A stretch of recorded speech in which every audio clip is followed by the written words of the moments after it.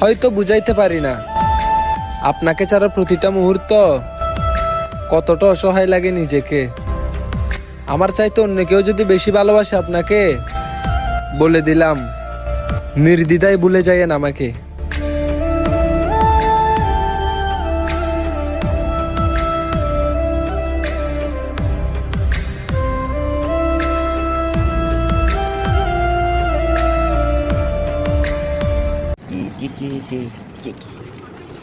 এটা দেখতে পাই